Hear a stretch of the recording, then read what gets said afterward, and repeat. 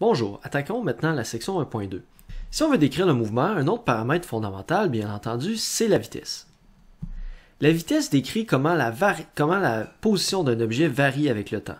Est-ce que sa position varie rapidement, ou est-ce que sa position varie lentement, ou est-ce que sa position ne varie pas du tout? Si sa position ne varie pas du tout, ça veut dire qu'il a une vitesse nulle.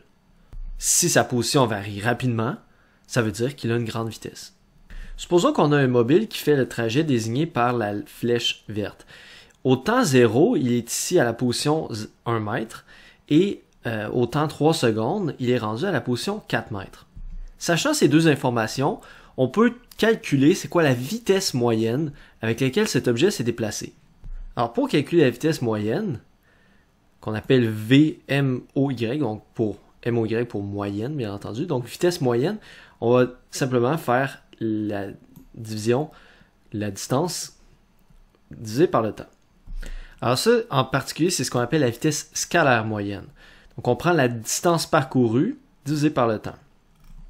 Donc si on regarde par exemple pour ce déplacement-ci, on a un déplacement de 3 mètres. Donc on s'est déplacé de 1 à 4, donc on s'est déplacé, si on fait 4 moins 1, ça donne 3 mètres. On s'est déplacé de 3 mètres en 3 secondes. Donc 3 mètres divisé par 3 secondes, ça veut dire qu'on allait à une vitesse moyenne de 1 mètre par seconde. Donc la vitesse moyenne, ça correspond à la vitesse qu'aurait un objet s'il avait fait le déplacement à vitesse constante. Autrement dit, si un objet va à une vitesse constante d'1 mètre par seconde, il va effectivement pouvoir faire un déplacement de 3 mètres en 3 secondes. En passant, ici, le mot scalaire, ce qu'il veut dire, c'est que ça se réfère à une variable qui n'a pas d'orientation. Donc, c'est juste un nombre et une unité de mesure, point. Un nombre, unité de mesure. Comme la distance parcourue, on a dit, c'est un nombre, et dans le fond, c'est un nombre de mètres. Hein? Mais une distance parcourue, ça n'a pas de sens. Ça n'a pas d'orientation. Alors, si on revient, par exemple, à cette situation-ci avec la flèche en jaune, le zigzag, alors, ce zigzag-là, il n'a pas vraiment d'orientation. C'est juste un segment qui a une certaine longueur. Donc, on voit que la distance parcourue, c'est juste un nombre de mètres. Ça n'a pas d'orientation. Donc, c'est ça qu'on appelle un scalaire. Ça s'oppose à la notion d'un vecteur. Un vecteur, c'est l'inverse. Un vecteur, c'est une quantité qui a une orientation. Comme par exemple, la flèche rouge, la flèche du déplacement, ça, c'est un vecteur. Parce que ça va vraiment du point A vers le point B. Il y a une direction précise. C'est une flèche précise avec une direction donnée. Le déplacement en rouge.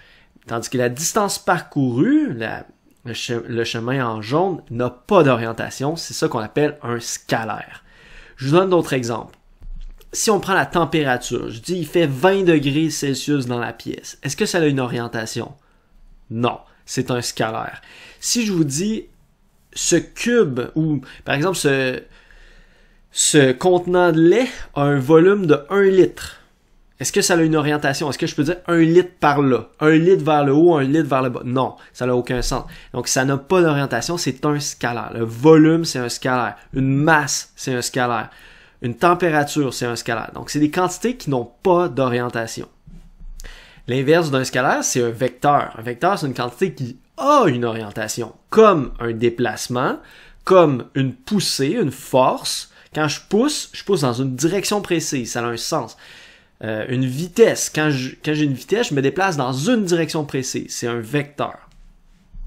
Alors, pour revenir à la vitesse scalaire moyenne, ici, c'est que vu qu'on calcule cette vitesse-là à partir de la distance parcourue qui est un scalaire, ben c'est pour ça qu'on l'appelle la vitesse scalaire moyenne. Parallèlement, on peut aussi définir la vitesse vectorielle et la vitesse vectorielle moyenne. Alors, celle-là, en fait, on va la calculer comme étant simplement le déplacement divisé par le temps. Donc, vous voyez la nuance entre les deux? Pour la vitesse scalaire moyenne, on utilise la distance parcourue, D, tandis que pour la vitesse vectorielle moyenne, on utilise le déplacement, delta X. Alors, si on reprend notre exemple ici, faisons le calcul. Supposons que le temps de ce trajet-là, de A à B, ça a pris 2 minutes à faire. 2 minutes pour faire le trajet de A à B. Première chose, c'est que je vais convertir les minutes en secondes. Donc 2 minutes, c'est 60 secondes fois 2, donc 120 secondes. Alors ça, c'est mon intervalle de temps delta t, 2 minutes, 120 secondes. Alors à partir de ça, je peux aller facilement calculer la vitesse scalaire moyenne. Alors pour la vitesse scalaire moyenne, je vais prendre la distance parcourue, 200 mètres. Donc je ferai 200 mètres divisé par 120 secondes, ce qui me donnerait environ 1,67 mètres par seconde. Donc ça, c'est ma vitesse scalaire moyenne, 1,67 mètres par seconde. Concrètement, ça veut dire que si, mettons, ce trajet-là, je l'ai fait à la marche, c'est-à-dire que je marchais en moyenne à une vitesse de 1,67 mètres par seconde. Ça, c'est la vitesse scalaire moyenne. Maintenant, si on va chercher la vitesse vectorielle moyenne, là, on va se baser sur le vecteur qui est le déplacement, qui était un déplacement de 80 mètres. Donc, 80 mètres de déplacement. Ça, c'est directement à vol d'oiseau entre mon point de départ et mon point d'arrivée. Sur un délai de 120 secondes. Alors là, ça me donnerait 80 divisé par 120, ça me donnerait 0,667, si on arrondit à 3 chiffres significatifs, 0,667 mètres par seconde. Concrètement, est-ce que je marchais à cette vitesse-là? Non.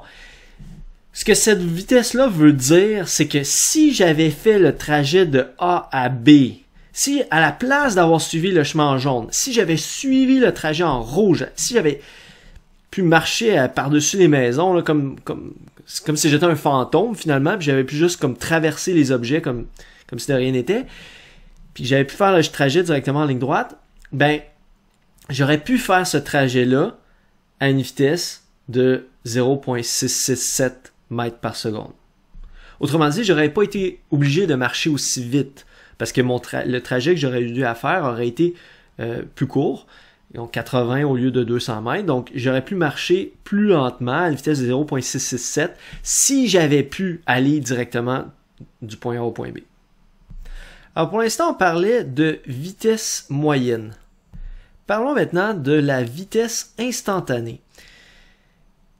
Une voiture ne roule pas toujours à la même vitesse. Donc, si vous regardez sur votre cadran de vitesse, ce que vous allez voir, ce n'est pas votre vitesse moyenne le long de tout votre trajet. Ce que vous voyez, c'est votre vitesse à un instant précis. Présentement, en ce moment, c'est quoi ma vitesse? C'est ça qu'on appelle la vitesse instantanée. À cet instant précis, à quelle vitesse je vais? Comment calculer la vitesse scalaire instantanée? C'est qu'en fait, je vais prendre une distance parcourue pour un temps qui tend vers 0. Pour un intervalle de temps, delta t, qui tend vers 0. On peut faire la même chose pour une vitesse vectorielle instantanée. En fait, ça revient au même parce que je considère un temps qui est infiniment court. Donc, c'est comme dans la prochaine nanoseconde, maintenant, c'est quoi la distance que je vais avoir parcourue, puis c'est ça que je prends pour mon delta x. Et je divise ça par le temps, et ça me donne la vitesse comme instantanée.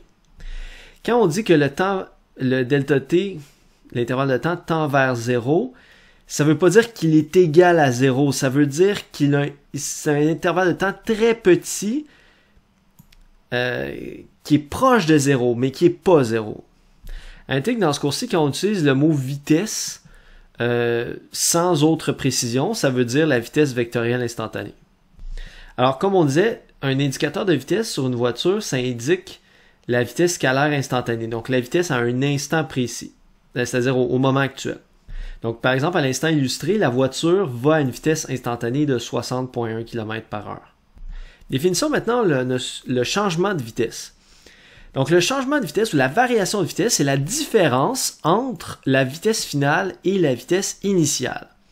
Donc, encore une fois, on va utiliser le symbole delta pour dire une variation de.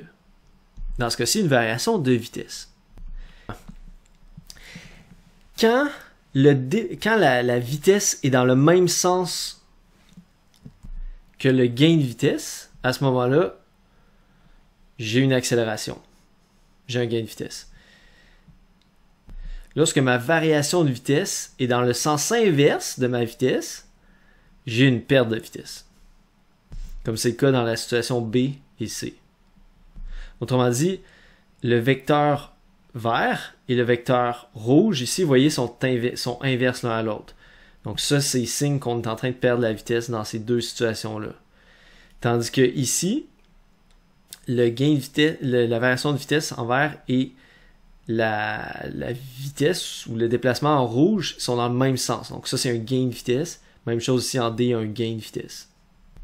Je parle d'un gain de vitesse en valeur absolue.